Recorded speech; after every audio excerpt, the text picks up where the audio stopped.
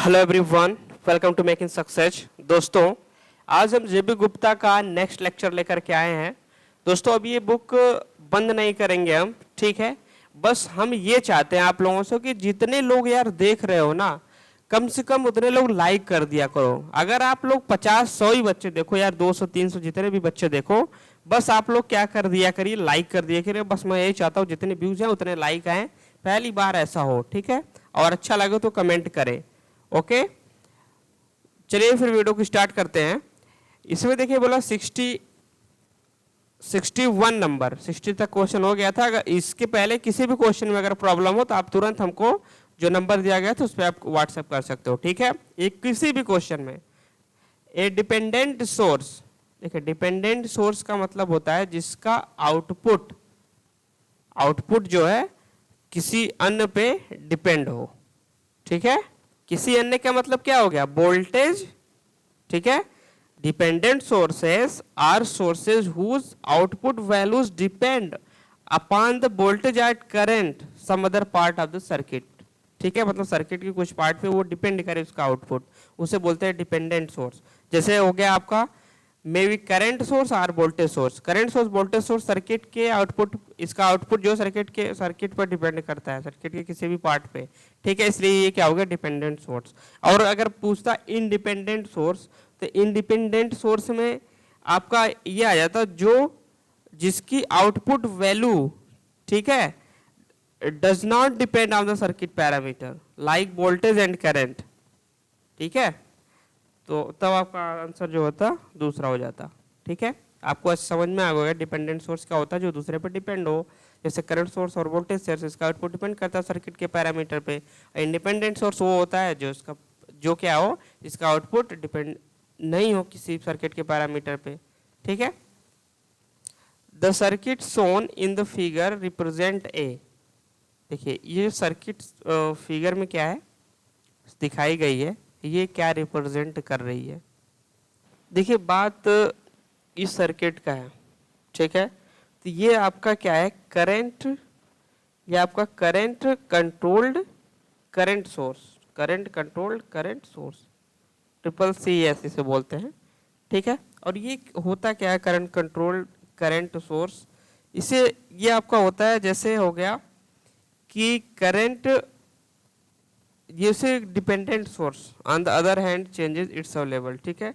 तो current depending upon the voltage across or the current through the some other element connected to the circuit, ठीक है। तो current sources that depend on current input, ठीक है, current sources that depend on current input generally refer to a current controlled current source. ये जो आपका represent किया गया है ये आपका क्या है, करंट कंट्रोल्ड करंट सोर्स, ठीक है। ऐसे ही रिप्रेजेंट करते हैं उसको। A network contains only independent current sources, मैंने बता दिया इंडिपेंडेंट करंट सोर्सेस क्या होता है। And resistor if the values of all resistor are doubled the value of the node voltage. देखिए 63 से बताने से पहले हम आपको 62 में एक चीज और बता दें कि इसमें जो आउटपुट करंट है, ठीक है, वो डिपेंड कर रही है किस पे, इनपुट पे, इसलिए ये करंट कंट्रोल करंट सोर्स है, ठीक है। अब 63 में जो पूछा है उसको बताते हैं कि रजिस्टर अगर डबल कर दिया तो नोड की जो वोल्टेज है वो उस पर क्या इफेक्ट पड़ेगा। देखिए सर्किट में यहाँ पे बोला कि network contains only independent current source, ठीक है। अगर किसी नेटवर्क में केवल इंडिपेंडेंट सोर्सेस है तो एक बात तो तय है कि जितनी भी ब्रांचेज होंगी उसमें का करंट जो है आपका सेम होगा, ठीक है, करंट चेंज नहीं होगा, मतलब करंट इज अनचेंज्ड। अब क्या हुआ, अगर अब सीधे सीधे वोल्टेज V इक्वल टू होता I इंटू आर, आई तो चेंज होगा नहीं, तो V प्रोपोर्शनल टू द हो गया क्या R, और R को जब आप डबल कर दोगे तो V भी क्या हो जाएगा, डबल, ठीक है। तो आप क्या सीधे सीधे कर दोगे, विल बी बिकम डबल, तो वोल्टेज क्या हो जाएगा, डबल हो जाएगा, मतलब दोगुना हो जाएगा। A network N consist of resistor dependent and independent voltage and current sources if the current in one particular resistance is I ampere. चलो भाई आई एम्पियर आ गई एक पर्टिकुलर रेजिस्टेंस का, it will be doubled if the values of all the.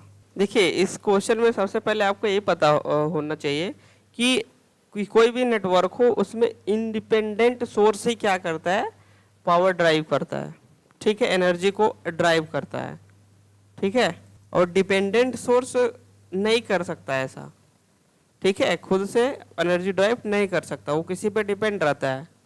अब यदि independent source, ठीक है, इंडिपेंडेंट सोर्स के जैसे वोल्टेज करंट क्या होगा, डबल कर दिया गया, ठीक है। अब इंडिपेंडेंट जो थे like voltage and current source को क्या कर दिया गया, डबल्ड कर दिया गया वी एंड आई को। तो होमोजेनिटी कंडीशन जो voltage source current source independent वाले उसको डबल कर दिया गया, यहाँ पे लिखा भी है, ठीक है। तो होमोजेनिटी कंडीशन की वजह से करंट भी हमारा क्या हो जाएगा, 2 गुना हो जाएगा, 2i हो जाएगा, ठीक है। आंसर क्या हो जाएगा, independent voltage and current sources are doubled, ठीक, करंट विल बी डबल्ड। 65 पे चलते हैं। There are 4 types of control sources name voltage control, voltage source, ठीक है, voltage control, current source, current control, current source, current control, voltage source. It required, ठीक है, it required to select a proper control source configuration for interfacing the output of the high impedance microphone to a low impedance loudspeaker. The proper source will be, proper source will be इसमें क्या हो जाएगा, सीधे सीधे voltage controlled voltage source, ठीक है। इसी को हम लोग क्या करेंगे लाउड स्पीकर में। The dual of A parallel outside circuit. Dual का मतलब क्या होता है, ड्यूल का मतलब हो गया कि जैसे उसका अगर मैथमेटिकल रिप्रेजेंटेशन करें तो दोनों का सेम आए, ठीक है, वही हो गया ड्यूल, उसे बोलते हैं ड्यूलिटी। मैथमेटिकल रिप्रेजेंटेशन आरसी का तो नहीं भाई, अलग आने वाला हो, चाहे पैरेलल करो चाहे सीरीज, आरएल का आ जाएगा अगर आप सीरीज में कर दोगे तो, ठीक है। तो इसी में ड्यूलिटी लगेगी आपकी। 66 का आंसर आ जाएगा, क्या हो जाएगा, B. 2 networks are said to be dual. देखो 2 नेटवर्क को हम ड्यूल कह सकते हैं कब, ठीक है। Option A, their node equation are the same, ठीक है, their node equation are the same, the loop equation of one network are analogous to the node equation of the other. अभी मैंने ऊपर वाले जस्ट क्वेश्चन में बताया है कि ड्यूल का मतलब कि 2 नेटवर्क हैं तो दोनों का मैथमेटिकल रिप्रेजेंटेशन जब हो, ठीक है, दोनों का मैथमेटिकल रिप्रेजेंटेशन जब हम लोग करें तो वो सेम आए, ठीक है। तो सेम मैथमेटिकल रिप्रेजेंटेशन का मतलब क्या होगा, जब हम केवीएल की इक्वेशन लिखे और केसीएल की इक्वेशन लिखे तो वो क्या आना चाहिए, सेम आना चाहिए, तो वो हो गई सर्किट आपकी ड्यूल, ठीक है।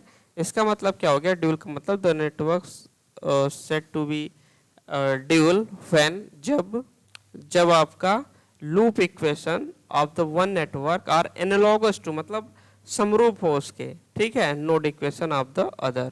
तो आंसर क्या हो जाएगा यहाँ पे, बी। ये हो गया आपका, ठीक है। In an electric circuit the number of independent sources, independent message. देखिए मेस क्या होता है, देखो मेस और लूप में अंतर होता है, सबसे पहले इसको आप जानिए। ये आपका कोई सर्किट है, ठीक है, ठीक, ये आपका सर्किट है, ओके। यहाँ कोई वोल्टेज सोर्स है, मतलब करंट सोर्स है, करंट दे रहा है। तो देखिए इसमें लूप, पहला लूप ये हो गया, ये दूसरा लूप हो गया, लेकिन अब देखिए ये एक बड़ा वाला लूप लेंगे तो ये तीसरा लूप हो गया, पहला दूसरा एक टोटल लेंगे तो 3 लूप हो गए इसमें, ठीक है। लेकिन मेस क्या होता है, मेस हम उसे कहते हैं जिसके अंदर कोई लूप और ना बन सके। जैसे ये मेस है, जैसे इसको हम इंडिविजुअल अगर करें, ठीक है, इंडिविजुअल करें तो ये आपका मेस होगा कि इसके अंदर कोई लूप नहीं बन सकता। मेस एक सिंगल होता है आप अपने आप में, ठीक है। तो मेस हो गए 2, ठीक, लूप हो गया 3। अब नंबर ऑफ मैसेज दिया गया m, okay. Where B is the number of branches, branch मतलब हो गया 1 2 3 4, ये सब ब्रांचेज होते हैं, ठीक है। बी हो गया आपका branches. And the N number of nodes, nodes मतलब यहाँ पे 2 या 2 से अधिक सर्किट के पैरामीटर ऐड हो, उसी को बोलते हैं हम लोग नोड्स।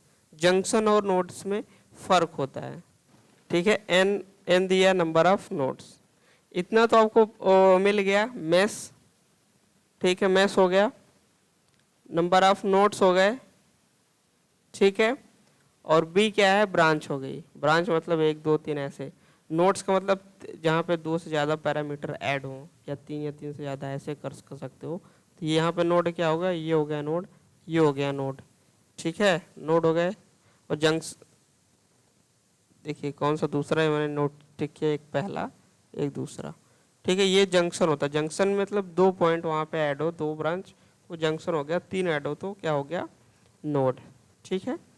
अब तो आपको क्लियरिटी आ गई होगी। पूछा क्या है, एम पूछा है, electric the number of independent meshes, mesh कितने बनेंगे। अगर ब्रांचेज आपकी बी है और नोड्स आपके एन हैं, तो मेस कितने बनाए जा सकते हैं। तो मेस देखिए मैंने बताया मेस क्या होता है, मेस अब पता चल गया आपका, ठीक है। अब जैसे ब्रांच देखिए यहाँ पे मेस कितने हैं, 2, ठीक है। तो अब ब्रांच में से किसको हटा दो, नोड्स को, और 1 जोड़ दो, ये आ गया मेस के बराबर, ठीक। ब्रांच में से नोड्स घटाए, 2 है नोड्स, 2 घटा दिया, 1 जोड़ दिया, तो टोटल मेस आ गया आपका 2, ठीक है। इसमें नोड्स कितने हैं, 2, ठीक। नोड्स आपके कितने हैं, 2 हैं। और ये कितना ब्रांच, 3, 1 2 3, ठीक है। 3 - 2 + 1, मेस कितने आ गए, 2। इस वाले सर्किट को हम कंपैरिजन करके लगा रहे हैं। और इस तरह से आप कोई भी सर्किट दिया गया हो उसको आप सॉल्व कर सकते हो, ठीक है। 69 चलते हैं।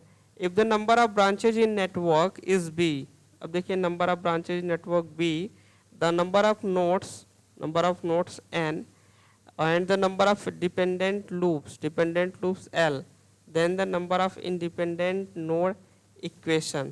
देखिए दोस्तों, सबसे पहले अब हम आपको इस ऐसे क्वेश्चन, देखिए ये जो 4 5 6 7 8 क्वेश्चन दिए हैं, इसका मेन मकसद यही है कि आपको नोड्स के बारे में, ब्रांच के बारे में, लूप के बारे में अच्छे से पता होना चाहिए, ठीक है, तभी आप निकाल पाएंगे। और हम 5 मिनट उसको हम बता रहे हैं अलग से, ठीक है। तो चलिए पहले उसको आप लोग डिटेल जान लीजिए, फिर ये क्वेश्चन आप आसानी से सॉल्व कर पाओगे। देखिए जैसे ये आपका सर्किट है, ठीक है, ये सर्किट है। अब पहला टॉपिक हम लोग लेते हैं नोड, ठीक है, कि नोड क्या होता है, ठीक है। नोड के बारे में आप जानिए, नोड क्या होता है। नोड का मतलब हो गया कि network and equipotential surface at which 2 are, मतलब 2 या 2 से अधिक सर्किट एलिमेंट ज्वाइंट हो, वहां पे 2 या 2 से अधिक सर्किट एलिमेंट ज्वाइंट हो, उसे हम बोलते हैं नोड्स।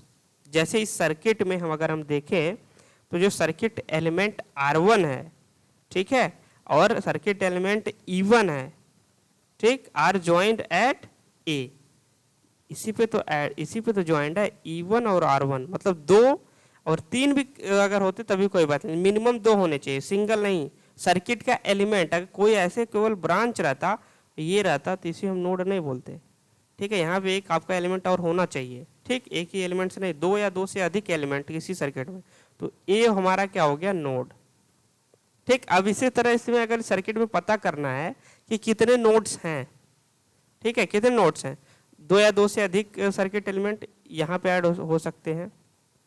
कहाँ पे, यहाँ पे बी पे, point B, 1 2 3 circuit element add हो गया, ठीक है। इसी प्रकार सी पे अगर करोगे तो R3 और E2 हो जाएगा, और डी पे करोगे तब भी हो गया R2 और E2, ठीक।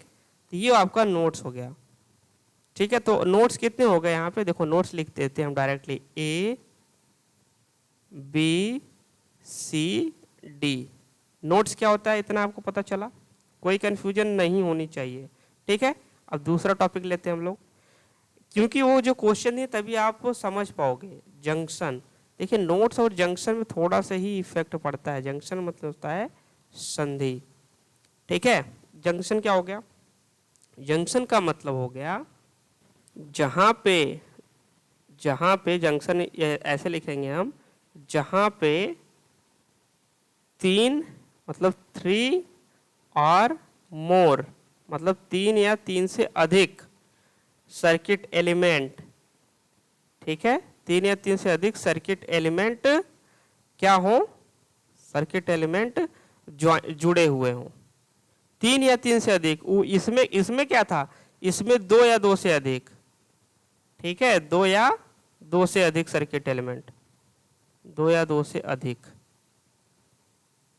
सर्किट एलिमेंट जुड़ो तो उसे हम बोलते हैं नोड। ABCD आया था नोड निकालने पर, ठीक। इसमें 3 या 3 से अधिक सर्किट एलिमेंट जुड़े हों तब उसे बोलेंगे हम क्या, संधि या क्या, जंक्शन। इंग्लिश में क्या बोलते हैं इसे, जंक्शन, ठीक है।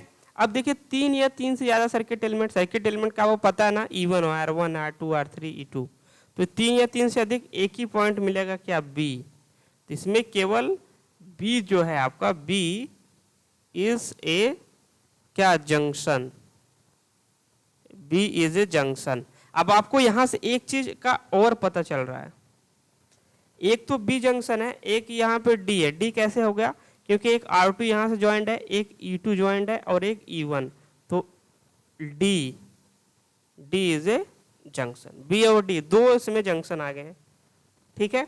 और यहाँ आपको ये पता चल गया, क्या पता चल गया, देखिए इसमें 3 एलिमेंट कौन से जुड़ा है B की जगह, R1 R2 R3, और D में कौन से हैं, यहाँ पे लिख लीजिए जो एलिमेंट ऐड है, R1 R2 R3, ठीक है। और इसमें कौन सा है, D वाले में E1 R2 E2,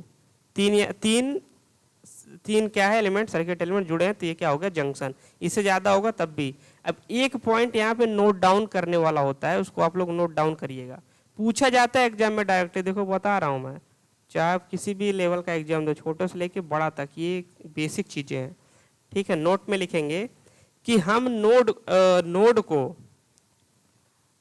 जैसे संधि जंक्शन, जो जंक्शन हमारा है वो ऐसे लिखिए, जहां पर क्या लिखेंगे, where junction exist, where junction exist मतलब जहां पे आपका जंक्शन होगा वहां जरूर नोड होगा, वहां नेसेसरली टू नोड एग्जिस्ट, ठीक है। क्योंकि यहाँ 3 या 3 से अधिक, वहां 2 या 2 से, लेकिन अगर जहां पे नोड एग्जिस्ट हो रहा है, इसका ये कोई मतलब नहीं कि वहां जंक्शन भी होगा, ठीक है। बताने का मतलब यही है, ठीक। तो आपका नोड और जंक्शन तो क्लियर हो गया, ठीक। हम नेक्स्ट पे चलते हैं, ब्रांच। कौन सा टॉपिक, ब्रांच, जिसे वैसे क्वेश्चन में B द्वारा पूछा जा रहा था, ठीक है। किस पे चले, ब्रांच। देखिए ब्रांच किसे बोलेंगे, ब्रांच का मतलब हो गया कि क्या लिखेंगे, इसका डिफिनेशन पर लिख लेते हैं, ए ब्रांच, ठीक है, a branch, okay, a branch is that part, ठीक है, is the branch that part of a network, part of a network, जो नेटवर्क मैंने बनाया वही नेटवर्क, ठीक है, part of a network which part of network which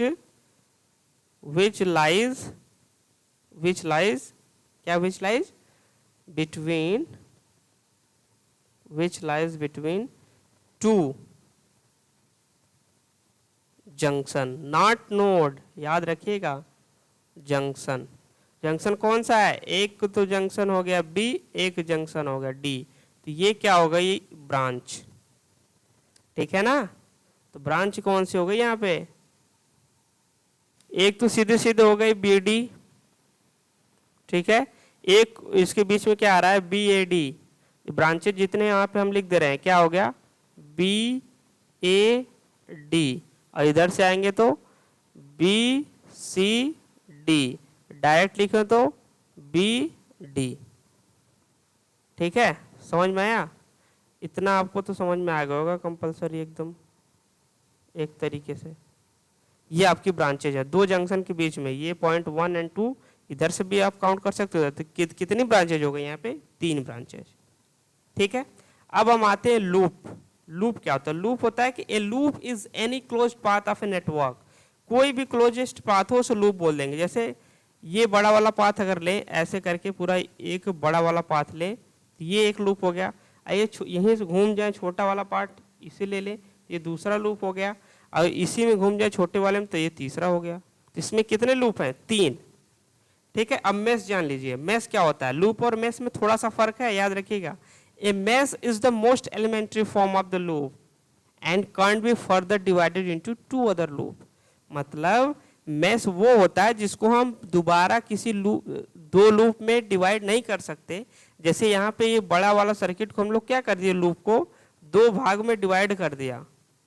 एक दूसरा लूप, एक तीसरा लूप बन गया, डिवाइड हो गया ना। तो ये उसको हम लूप नहीं बोलेंगे, उसको हम मेश नहीं बोलेंगे। ठीक है, मेश का मतलब जैसे ये 2 हो गया, 3 हो गया, क्योंकि दोबारा इसको हम 2 अदर लूप में डिवाइड नहीं कर सकते।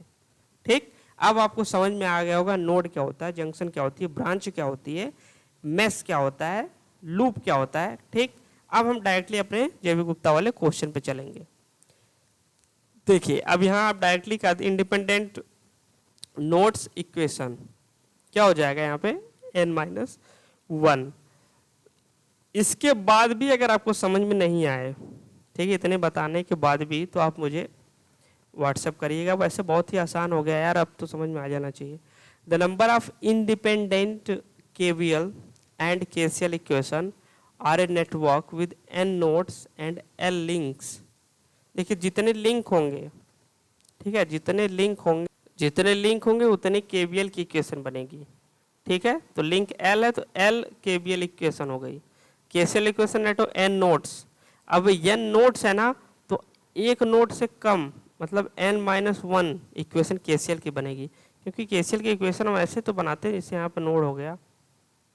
ठीक है, तो यहाँ से हम KCL लिखते हैं क्या, जो जितने करंट जाती है उसका योग क्या कर देते हैं हम? 0। अलजेब्रिक सम 0 कर देते हैं। ठीक है, इसी तरह नोड यहाँ होगा, तो जितने नोड होंगे उससे एक कम KCL की इक्वेशन बनेगी। ठीक है, तो आंसर क्या हो जाएगा? L और n-1। ओके, तो 71. The graph associated with an electrical network has 7 branches and 5 nodes. The number of independent KCL equation 4 हो जाएगा सीधे सीधे। ठीक है, and the number of independent KVL equation, जितने नेटवर्क ब्रांच क्या और लिंक होते हैं उतने ही क्या होते हैं, हमारे लिंक की बात कर रहे हैं, उतने ही KVL की इक्वेशन होते हैं।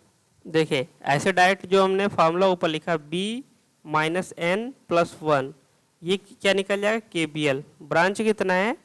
ब्रांच है 7। ये फॉर्मूला आप याद भी रख सकते हो, इंपॉर्टेंट है। नोट्स कितने हैं? 5 और +1 कितना आ गया? 3। मतलब 3 क्या आ गया आपके? KVL equation. और नोट्स n-1 होता है डायरेक्ट, n-1 कितना हो जाएगा? 5-1 4, 3 and 4। Answer is C। ठीक है, आंसर क्या आ गया आपका? C। ये फार्मूला आप याद रखिएगा कि होता है B-n+1 KVL equation, n-1 number of KCL equation. An electric circuit with 10 branches and 7 nodes will have। देखिए, 10 ब्रांचेज है और 7 नोड्स हैं। ठीक है, KCL इक्वेशन निकालते तो 6 आ गया, KVL निकालते तो कितना हो जाएगा? B-n मतलब 7 +1 कितना हो जाता? 4 KVL इक्वेशन आ गया। तो KVL इक्वेशन जितना बनता है उतना ही तो आपका लूप होता है। ठीक है, जितना KVL इक्वेशन उतना ही लूप बनेगा, क्योंकि लूप में KVL लगाते हैं तो 4 लूप इक्वेशन। ठीक है, जितना KVL का इक्वेशन बनेगा उतना ही लूप होता है। ठीक है ना, तो चलिए नेक्स्ट क्वेश्चन में। The graph of electrical network has n nodes, B branch, the number of link L। मतलब KVL इक्वेशन कितनी बनेगी? L। ठीक है, with respect to the choice of tree is given by. बस वही फार्मूला जो मैंने बताया था, क्या? B-n+1 ये नंबर ऑफ KVL इक्वेशन है। ये किसके बराबर होगा? L के, जो कि यहाँ नंबर ऑफ लिंक्स दिया है। तो इसमें क्या सा आंसर हो जाएगा? A। ठीक है, तो ये याद रखना है कि नंबर ऑफ केबल इक्वेशन के लिए फॉर्मूला ये होता है।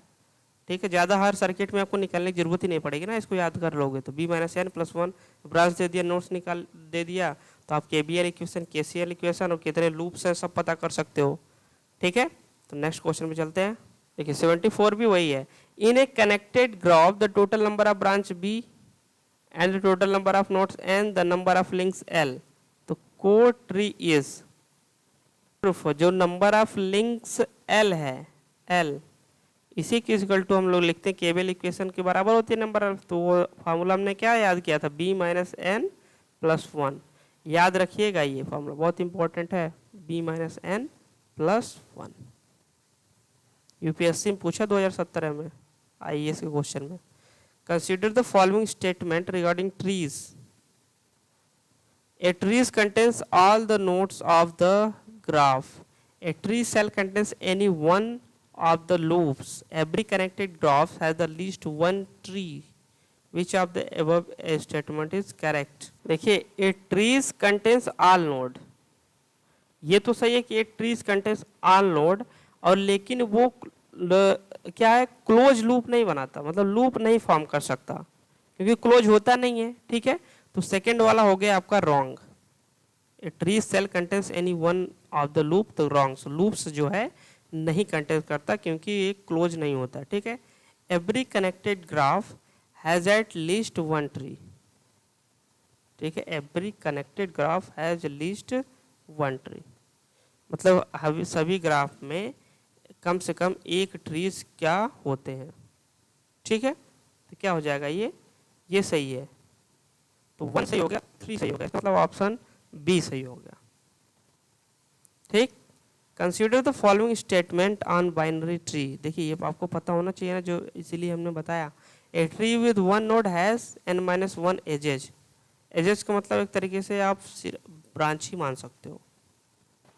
देखते हैं, a tree with n nodes has n-1 edges, ये तो रॉन्ग है, सीधे सीधे इतने ब्रांचेज नहीं होती। A labelled and rooted binary tree can be unequally constructed given as post order and per order traversal result, ये तो सही है।